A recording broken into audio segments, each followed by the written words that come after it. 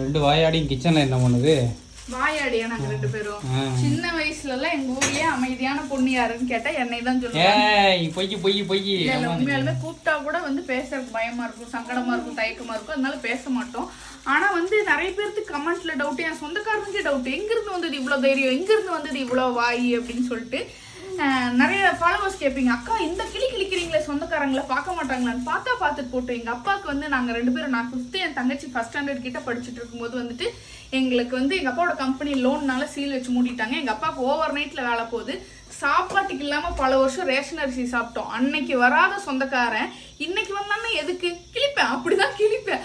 அது மட்டும் இல்லாம எங்க அப்பா ஏர் உழுகிற வேலைக்கு போயிருக்காரு. காலில் மாடு வச்சு ஏர் உழுவாங்கல்ல, அந்த வேலைக்கு போயிருக்காரு. கேஸ்டிங் வேலைக்கு போய் லங்ஸ் ஃபுல்லா இன்ஃபெக்ஷன் ஆச்சு. அன்னைக்கெல்லாம் வராத சொந்தக்காரன் இன்னைக்கு எதுக்கு?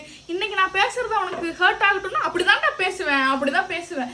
அதாவது எங்க அப்பா வந்து என் பொண்ணுங்களுக்கு ஸ்கூலுக்காவது நல்ல அரிசி சாப்பாடு கொடுத்து விடணும், எல்லாரும் முன்னாடி என் குழந்தைங்க ரேஷன் அரிசி சாப்பிட முடியாது அப்படின்னு போய் கேட்கும்போது, மட்டன் சாப்பிட்டு எலும்பு போட்டுட்டு நாங்களே பழைய சோறு தான் கரைச்சி குடிச்சோன்னு பேசுனீங்க பாத்தீங்களா, அந்த சொந்தம் எங்களுக்கு சத்தாலும் வேணாம் சாமி. இப்பயும் நான் நிறைய சொந்தத்து கூட பேசிட்டு இருக்கிறது வந்துட்டு சரி பாக்குறமே பேசுறமே அப்படிங்கறதுக்காக தான் பேசுறேன்.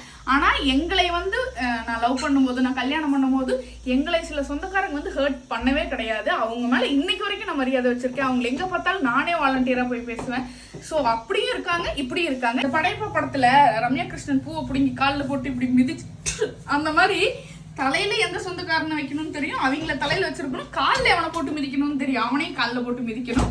ஸோ வந்துட்டு எவனாவது ஏதாவது பண்ணாலும் பயப்படாதீங்க. யானைக்கு ஒரு காலம் வந்து பூனைக்கும் ஒரு காலம் வரும், அன்னைக்கு ஏறி மிதிப்போம்.